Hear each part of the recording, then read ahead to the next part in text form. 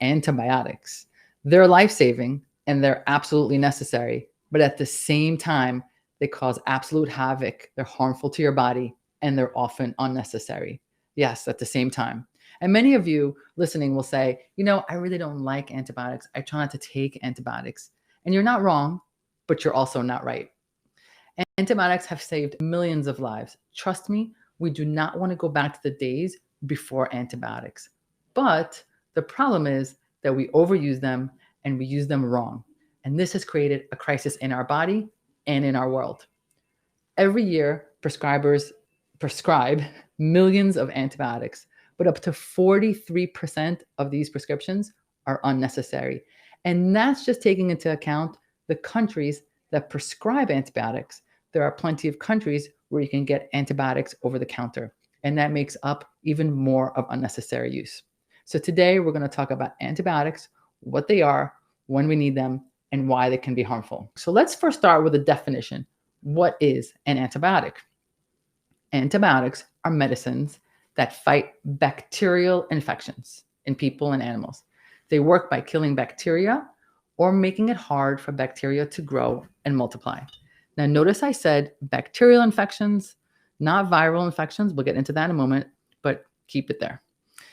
Antibiotics have been used for thousands of years to treat infections, even during a time when they didn't even realize what they were doing. They didn't even know infections were caused by bacteria, but they were working anyway, because we have proof that ancient Egyptians were using various molds and plant extracts to treat infections. By some of the earliest civilizations, they applied moldy bread to infected wounds. They didn't know why it worked, but it worked. We figured out later why it worked. But even with that early exposure, until the 20th century, infections that we now consider so straightforward, such as pneumonia, diarrhea that's caused by bacteria, used to be the number one cause of human death in the developed world. Until antibiotics were discovered, we died of things that we never considered deadly, like a strep throat. Let's do a little history lesson of why antibiotics are amazing and then how we got to where they're not so amazing. So I always find the story, you might know it, but I find the story really funny because penicillin was discovered by accident.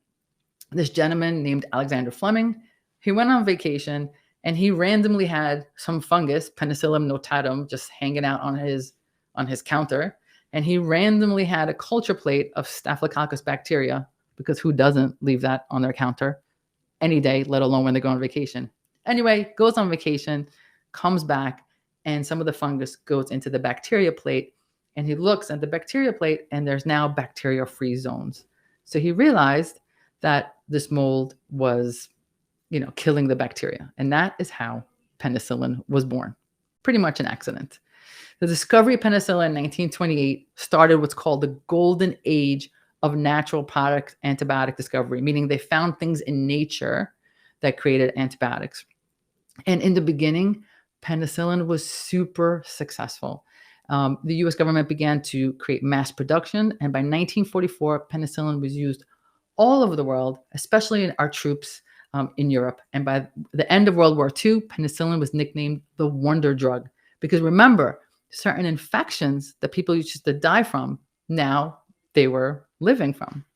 So antibiotics saved millions of lives. Before antibiotics, 90% of children with bacterial meningitis died. Strep throat was a fatal disease. Ear infections would sometimes spread to the brain, causing severe problems. Other serious infections, from tuberculosis to pneumonia to whooping cough, caused by a bacteria that reproduced quickly and led to death. Then there was no way out. And in addition to treating infections, antibiotics made certain procedures possible, certain surgeries, cancer treatments, organ transplants, open heart surgeries, things you can never perform because of the risk of infection. Prior to antibiotics, infectious disease was the main reason people got sick and died. The average life expectancy before antibiotics was 47 years old. In just 100 years, antibiotics have drastically changed modern medicine and extended human lifespan by 23 years. So it really is amazing and life-saving. But there has to be a but. There is a cost. First is something called the superbug. And the superbug is what we call a bacteria that becomes antimicrobial resistant. So some bacteria have become totally resistant to the antibiotics that we have. They're called superbugs. There are infections right now in this world that are completely untreatable by any antibiotics. It's been predicted that 10 million people a year will die from a drug-resistant infection by 2050. Antibiotic resistance or superbugs occur when bacteria that you're trying to treat, you're treating it, you give it the antibiotics, and that bacteria is a living thing. So it changes in response to the medicine. Now, I just want to point out that it's bacteria, not humans, that become antibiotic resistant. Because a lot of you say, oh, I can't take any antibiotics. It doesn't work on me. It's not you. It's the bacteria that lives inside of you. These bacteria that are now resistant can then infect another human or an animal. And those infections are deadly because we don't have any medications to treat them. And these superbugs are spreading globally. There's a growing list of infections such as pneumonia, tuberculosis, gonorrhea, foodborne diseases, and they're becoming harder and sometimes impossible to treat. The reason superbugs happen is because we use antibiotics too often and not correctly. Let me explain.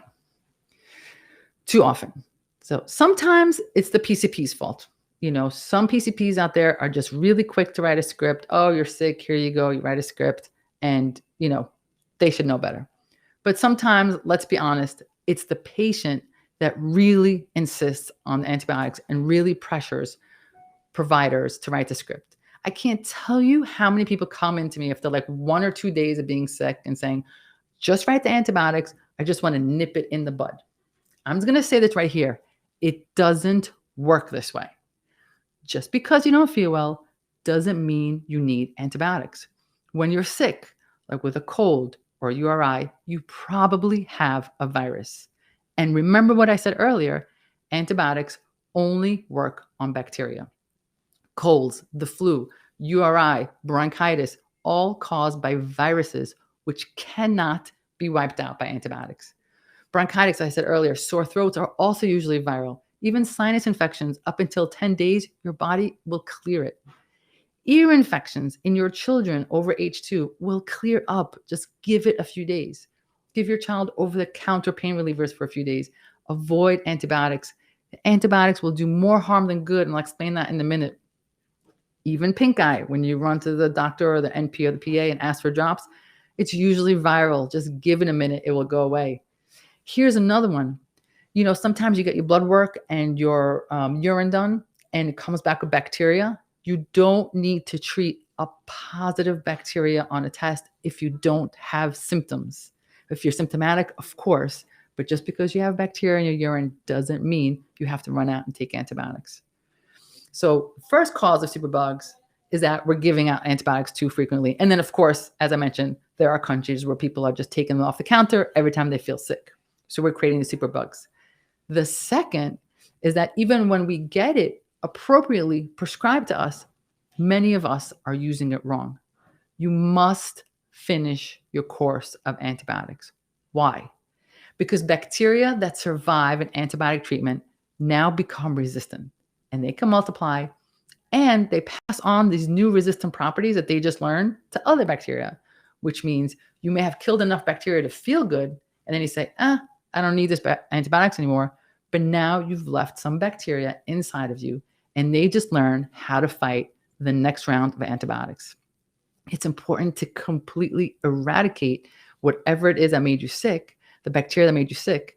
Otherwise, you're creating a superbug inside of you. So complete your course of antibiotics. And don't share your extra, which you shouldn't have any. Don't share it with people because 1, they probably don't need it, as I explained earlier. And 2, if they do really need it and they have a bacteria, now you give them half a dose and they don't have enough to completely eradicate it and create a superbug in their body. See what I'm saying? Yeah. So don't do that. I can't tell you how many people say, oh yeah, I just started him on some stuff I had extra. It's like a double cringe. Why did you have extra? And why are you doing this to the other human? Okay. It's not good. You're thinking being kind. You're not. Don't do it. And of course, in addition to superbugs, antibiotics have side effects, including allergic reactions. You can have something called C. diff, which is possibly life-threatening diarrhea if you take too many antibiotics. Antibiotics also interfere with other medications you might be taking. Side effects of antibiotics are responsible for almost 1 out of every 5 emergency department visits. And when you take an antibiotic you don't need, you're just unnecessarily exposing yourself to all these side effects. I hope we're clear on this. So we've covered the conventional medicine side of antibiotics. Yes, they're life-saving, but they can have some serious side effects. And when we use them, we can create a superbug. But let's talk about the functional medicine side of why antibiotics are really not that great for you unless you really need them. So antibiotics can become very detrimental to you on a functional medicine level because they damage your microbiome. For those of you who are new, the microbiome is a world of bacteria and bugs that live inside your belly. 100 trillion bugs that live inside you, and they outnumber you 10 to 1. There is more of them than there is you inside of you. They're just smaller, so that's why we look human, but we're actually mostly bacteria. When you take an antibiotic, it wipes out the bad stuff that's causing the infection, but it also takes out the good bacteria that you need to survive. So all these trillions of bacteria, they have 100 times more genes, more DNA inside of you than your own DNA. And their DNA controls our immunity. It regulates digestion, intestinal function, protects against infections, produces vitamins and nutrients. So we don't want to eliminate them. And antibiotics, they don't know. They destroy the good and the bad, which creates a whole mess where we're called dysbiosis, where our microbiome is not balanced. Now there's the bad bugs can grow, the good bugs get eradicated, yeast can grow, fungus can grow, and that leads to mood disorders, food allergies, fatigue, skin issues, and of course, GI issues. There's more and more studies out there that show that microbes that live inside you are super critical for human health. And they are part of disease prevention, autoimmune issues, skin issues, inflammatory bowel disease, gastric ulcers, certain cancers, anxiety, depression. The list goes on and on and on. It is critical that we take care of the microbiome and those little buggers that live inside of you. It's kind of gross, but that's just what it is. I cannot tell you how many people come to my office with an autoimmune issue, right? They're in their 40s, they're in their 50s, they have an autoimmune issue. And, when we sit down, we get to know their entire life. And they will tell me, because I'll ask them about their childhood, that they had frequent ear infections or frequent sore throats, and they just had antibiotics a lot when they were children. And they will say, our parents didn't know better back then. You're right, they didn't. We just took a lot of antibiotics back then.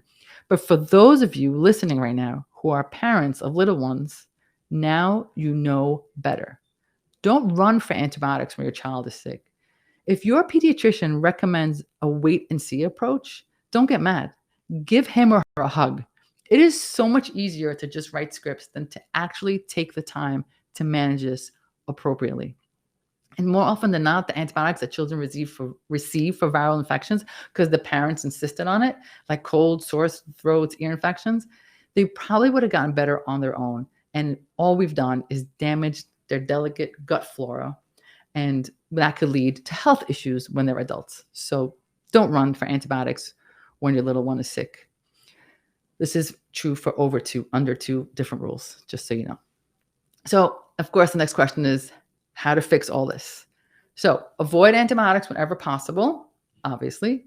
But if you need it, or if you already had a life of it for one reason or another, you need to focus on repairing your gut because it's going to have long-term sequelae. So first of all, you have to eat the good stuff, low glycemic, whole foods diet, and you want probiotics and prebiotics. Probiotics means the good bacteria. You want a good quality multi-strain probiotic that helps repopulate your belly, your gut.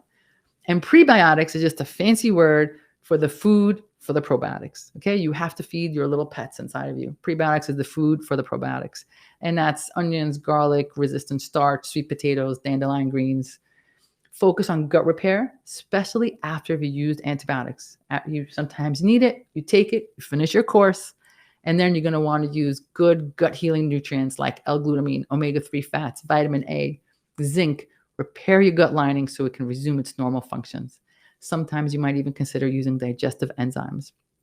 For those of you out there who say, I always get sick, I always get recurrent sinus infections. I always have chronic UTIs.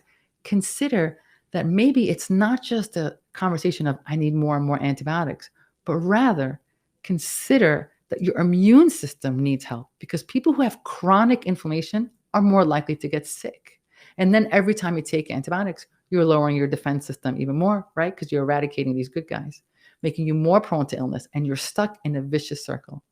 Treat the underlying inflammation. Strengthen your immune system so that you don't get these recurrent infections. And of course, I said a lot of things. A quick recap is always necessary. Antibiotics are life-saving. We don't want to go back to a world without them, but use them only when you really need them. And when you use them right. When you're on them, be extra careful with your gut. Make sure to repair and replenish with the right diet and probiotics. And of course, if you're someone who's chronically ill, work on strengthening your immune system. And if all this is a lot, which it is, and you want to work with us, you just reach us at the New Method on any platform. We private message us anywhere. We will answer you no matter what you do. I hope this helps. I hope it helps you become the game changer in your life, because you always knew there was a better way. I'll see you next week.